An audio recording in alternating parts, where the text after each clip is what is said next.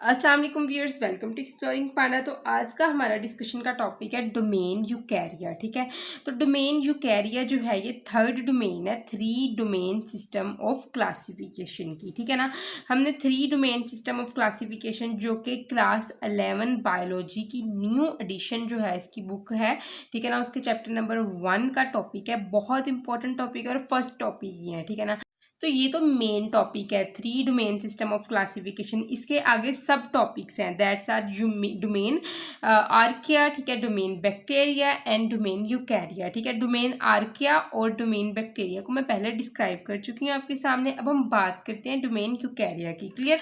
तो अगर हम डोमेन यूकैरिया की बात करें तो डोमेन यूकैरिया के अंदर आते हैं यूकैरियोटिक सेल्स। ठीक है, यूकैरियोटिक सेल्स इसके अंदर इंक्लूड होते हैं। तो यूकैरियोटिक सेल ऐसे सेल्स होते हैं जिनका न्यूक्लियस काफ़ी डेफिनेट होता है। ठीक है ना, एक प्रॉपर न्यूक्लियस होता है इसका। मतलब क्या है प्रॉपर न्यूक्लियस का होना? मतलब कि जो इनका न्यूक्लियर मटेरियल होता है उसके ऊपर बाउंड्रीज नहीं होती हैं। बाउंड्रीज क्या होती हैं? ठीक है ना, देखो मतलब कि ये एक सेल है यूकैरियोटिक, उसके अंदर ये पड़ा हुआ है इसका डीएनए। ठीक है ना, न्यूक्लियर मटीरियल है। तो अगर हम प्रोकैरियोटिक केस की बात करें उसमें इसी तरह ही डीएनए प्रेजेंट रहेगा, ठीक है, साइटोप्लाज्म के अंदर। लेकिन अगर हम यूकैरियोटिक सेल की बात करें तो इनमें जो ये डीएनए है, ये न्यूक्लियर मटेरियल है, इसके इर्द गिर्द एक प्रॉपर मेम्ब्रेन होगी जिसको नाम दिया जाता है न्यूक्लियर मेम्ब्रेन। ठीक है, और न्यूक्लियर मेम्ब्रेन की प्रेजेंस की वजह से इस न्यूक्लियर मटेरियल को न्यूक्लियस का नाम दिया जाता है। क्लियर? तो न्यूक्लियर मटेरियल के ऊपर न्यूक्लियर मेम्ब्रेन प्रेजेंट है, that's why we are calling it as a nucleus. तो यूकैरियोटिक सेल्स के अंदर इस तरह का न्यूक्लियस प्रेजेंट होता है। ठीक है, उसके अलावा इनके अंदर मेम्ब्रेन बाउंडेड ऑर्गेनेलीज होती है। मेम्ब्रेन बाउंडेड ऑर्गेनेलीज का मतलब ऐसी ऑर्गेनेलीज जिनके ऊपर मेम्ब्रेन होती है, एक प्रॉपर मेम्ब्रेन की कवरिंग होती है। ठीक है ना, मेम्ब्रेन बाउंडेड ऑर्गेनेलीज में क्लोरोप्लास्ट आते हैं, माइटोकॉन्ड्रिया आते हैं, एंडोप्लाज्मिक रेटिकुलम, लाइसोसोम, पेरोक्सीसोम। ठीक है ना, ये सारी क्या है? मेम्ब्रेन बाउंडेड ऑर्गेनेलीज हैं। राइबोसोम वगैरह के पास मेम्ब्रेन नहीं होती, कुछ ऐसी ऑर्गेनेलीज भी होती हैं जिनके अंदर मेम्ब्रेन नहीं होती, सच एज राइबोसोम्स। ठीक है ना, तो इनके अंदर मेम्ब्रेन बाउंडेड ऑर्गेनेलीज ये प्रेजेंट होती है। अगर हम यूकैरियोटिक प्रोकैरियोटिक केस की बात करें तो उसके अंदर ये ना तो डेफिनेट न्यूक्लियस होता है और ना ही मेम्ब्रेन बाउंडेड ऑर्गेनेलीज होती हैं। ठीक है, अब हम बात करते हैं इनके कुछ जनरल करेक्टरिस्टिक्स की।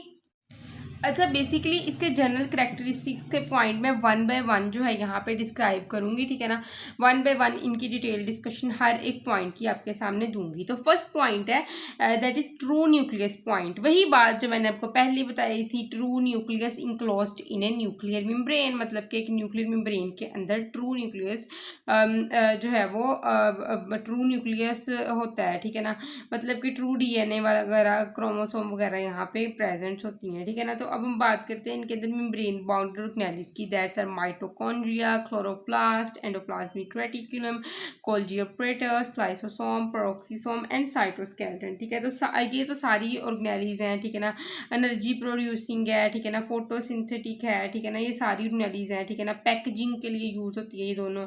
ठीक है ना, प्रोटीन पैकेजिंग के लिए। ठीक है, और हाइड्रोजन पेरोक्साइड की जो है वो को तोड़ने फोड़ने के लिए, ठीक है ना, वो यूज़ होती हैं। ठीक है ना, और सब्सटेंसेस को तोड़ने के लिए यूज़ होती हैं। तो अगर हम बात करें यहाँ पे साइटोस्केलेटन की, तो ये इसकी थोड़ी डिटेल है उसने आपकी बुक में बताई हुई है। तो उसने कहा कि साइटोस्केलेटन जो होती हैं, ठीक है ना, एक प्रोटीन फिलामेंट का एक ये नेटवर्क होता है साइटोप्लाज्म के अंदर। ठीक है, और साइटोस्केलेटन जो होती हैं ये मिलके बनी होती हैं, बिल्डअप हुई होती हैं तीन टाइप की प्रोटीन फिलामेंट। साइटोस्केलेटन को ये तीन प्रोटीन फिलामेंट्स मिलके बनाती हैं। One first protein filament is microtubule, second is microfilament and third protein filament is intermediate filament. ठीक है, तो अगर हम बात करें माइक्रोट्यूब्यूल की, तो माइक्रोट्यूब्यूल जो होते हैं ना, इनके लिए वो अदर नेम यूज करता है, दैट इज एक्टिन फिलामेंट। ठीक है, another name that are used for the microtubules are actin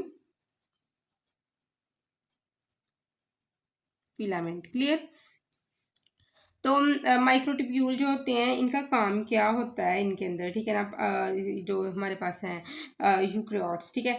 तो बेसिकली जो माइक्रोट्यूब्यूल्स होते हैं ये बहुत अहम किरदार अदा करते हैं to move and organize cell interior. Cell के अंदर मौजूद जो ऑर्गेनेलीज वगैरह हैं उनको इधर उधर मूव करवाने में। ऑर्गेनेलीज कौन कौन सी, यही माइटोकॉन्ड्रिया, क्लोरोप्लास्ट, एंडोप्लाज्मिक रेटिकुलम वगैरह, ठीक है ना, इन सबको इधर उधर मूव करवाने के लिए, ठीक है, इनको एक प्रॉपर जगह पर ऑर्गेनाइज कराने के लिए ये माइक्रोट्यूब्यूल वर्क करते हैं। उसके अलावा ये माइक्रोट्यूब्यूल्स इकट्ठे होकर सीलिया बनाते हैं या फ्लैजला बनाते हैं, जो एक इंपॉर्टेंट फंक्शन है फॉर लोकोमोशन। सीलिया भी लोकोमोशन प्रोवाइड करता है यूकैरियोट्स के अंदर, और फ्लैजला भी यूकैरियोट्स के अंदर जो है वो लोकोमोशन का वर्क करता है, ठीक है। उसके बाद वो सेकेंड जो प्रोटीन फिलामेंट है इनके अंदर, यूकैरियोट के अंदर, वो कौन सी है साइटोस्केलेटन में, ठीक है ना, यूकैरियोट के वो कौन से, दैट इज माइक्रोफिलामेंट, ठीक है।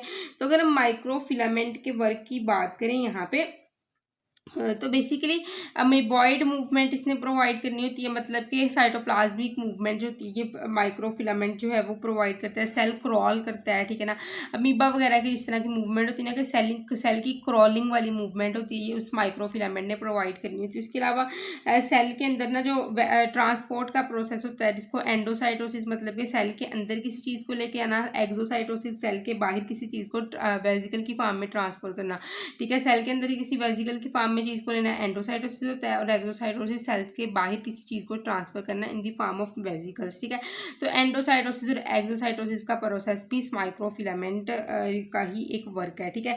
उसके अलावा साइटोकाइनेसिस, ठीक है, साइटोकाइनेसिस क्या होती है, माइटोसिस के बाद सेल का स्प्लिट करना साइटोकाइनेसिस कहलाता है। तो माइक्रोफिलामेंट जो होते हैं ये साइटोकाइनेसिस का प्रोसेस भी करवाते हैं। क्लियर। तो थर्ड प्रोटीन फिलामेंट है हमारे पास, that is intermediate filament of cytoskeleton, ठीक है। तो इंटरमीडिएट फिलामेंट की बात करें तो इसने क्या प्रोवाइड करना होता है, इनको ये स्ट्रक्चरल सपोर्ट प्रोवाइड करता है, मतलब कि प्रिवेंट करता है सेल को ब्रेकिंग करने में, ठीक है ना, मतलब कि किसी भी किस्म की ब्रेकिंग ना हो जाए स्ट्रेस की कंडीशन के। सेल की स्किन सेल्स होते हैं वो स्ट्रेच्ड होते हैं ना, ठीक है, विदाउट टेयरिंग, या कोई बाजू आपकी खींचता है तो आपके स्किन सेल जो है वो स्ट्रेच कर जाते हैं, क्योंकि उनके अंदर इंटरमीडिएट फिलामेंट है, वो किसी भी किस्म की तोड़ फोड़ के ब्रेकआउट किए बगैर वो क्या कर जाते हैं, वो स्ट्रेच कर जाते हैं, ठीक है ना। तो यही इंटरमीडिएट फिलामेंट का फंक्शन होता है, ठीक है, कि स्ट्रक्चरल सपोर्ट प्रोवाइड करते हैं सेल को, ठीक है। क्लियर। तो अब हम बात करते हैं जेनेटिक मटेरियल वाले पॉइंट की। तो वो जेनेटिक मटेरियल वाले पॉइंट में ये डिस्क्राइब करते हैं कि जिस तरह प्रोकैरियोट का केस था ना, प्रोकैरियोट में डीएनए था सर्कुलर। सर्कुलर किस तरह था, ऐसे एंडिंग्स जो थी आपस में क्या थी, अटैच थी।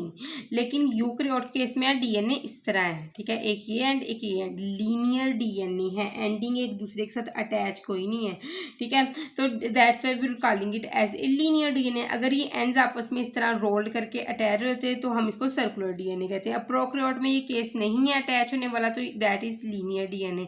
तो डीएनए इनके अंदर लीनियर होता है, और जो इस तरह का लीनियर डीएनए होता है ये रैप करता है एक इस तरह का गोल सा प्रोटीन वाला सब्सटेंस, ठीक है, जिसको नाम देते हैं हिस्टोन प्रोटीन की, ठीक है। वो इस तरह जिस तरह एक डोर को आप जो है वो करते हो ना, रैप करवाते हो, ठीक है ना, तो उस तरह ही जो ये हिस्टोन प्रोटीन जो होती हैं एक स्पूल के ऊपर आप डोर को रैप करवाते हो, तो हिस्टोन प्रोटीन भी एक स्पूल की तरह एक्ट कर रही होती है, ठीक है।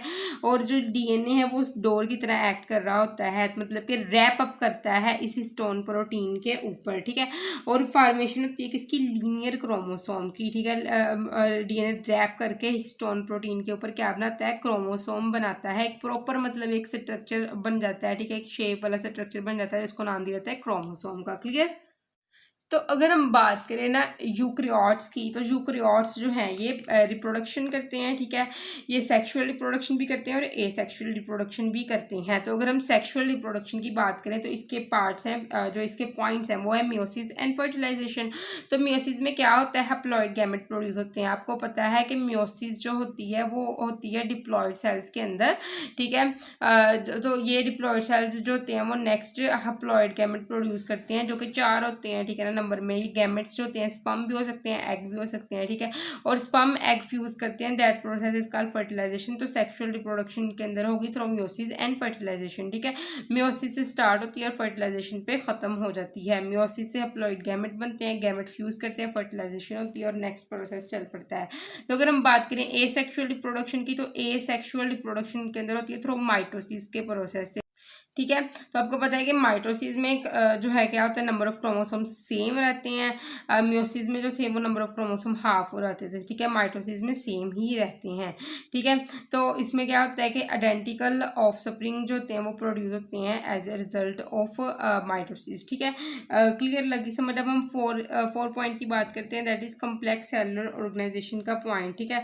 तो कम्प्लेक्स सेलुलर ऑर्गेनाइजेशन होती है यूकेरियोट्स के अंदर, मतलब सेल डिफ्रेंशिएट करता है और टिश्यू और ऑर्गन, हमें पता है प्रोकैरियोट के अंदर किसी भी किस्म की सेलुलर ऑर्गेनाइजेशन नहीं होती है, ठीक है ना। ना तो सेल ऑर्गेनाइज करता है, ना सेल ने टिश्यू बनाने होते हैं, ना उसने ऑर्गन्स बनाने होते हैं। लेकिन जो हमारे पास यूकेरियोट होते हैं उसके सेल जो है आपस में डिफ्रेंशिएट करके प्रॉपर अरेंजमेंट करके टिश्यू बनाते हैं। टिश्यू ने स्पेसिफिक फंक्शन परफॉर्म करने होते हैं और ऑर्गन ने भी स्पेसिफिक फंक्शन परफॉर्म करने होते हैं, ठीक है। क्लियर। अब हम बात करते हैं इसकी कुछ इवोल्यूशनरी रिलेशनशिप की। तो अब हम बात करते हैं इनकी इवोल्यूशनरी रिलेशनशिप की। तो सबसे पहले एक थ्योरी आती है एंडोसिम्बियोसिस। तो एंडोसिम्बियोसिस में वो क्या कहता है कि एक लार्ज सेल था, उसने इनगल्फ कर लिया एरोबिक बैक्टीरियम को, ठीक है। तो बैक्टीरियम को ये डाइजेस्ट भी कर सकता था, लेकिन ये बैक्टीरिया इस लार्ज सेल के अंदर सरवाइव किया था, ठीक है। सरवाइव करने के बाद एरोबिक बैक्टीरियम ने क्या की, रेस्पिरेशन की, एटीपी की प्रोडक्शन हुई, एटीपी की बहुत ज़्यादा प्रोडक्शन हो गई, एक्स्ट्रा प्रोडक्शन हो गई एरोबिक रेस्पिरेशन में। तो कुछ एटीपी इस लार्ज सेल को भी दे दी गई, ठीक है। इन रिटर्न इस लार्ज सेल ने इस बैक्टीरियम को दिया प्रोटेक्शन प्रोवाइड की, मतलब शेल्टर दिया, और उसके अलावा इसने इसको दिए न्यूट्रिएंट्स, ठीक है। और ये इसको न्यूट्रिएंट प्रोटेक्शन देता रहा और ये इसको एटीपी देता रहा, जिसकी वजह से इन दोनों के दरमियान एक म्यूचुअल रिलेशनशिप डेवलप हो गया, ठीक है ना। एक अच्छा म्यूचुअल रिलेशन है, मतलब one organism live inside other organism, किसमें, एक म्यूचुअल रिलेशन में दोनों बेनिफिट ले रहे हैं। लेकिन टाइम गुजरने के साथ साथ क्या होता गया, ये जो सेल इनगल्फ्ड हुआ था, ठीक है ना।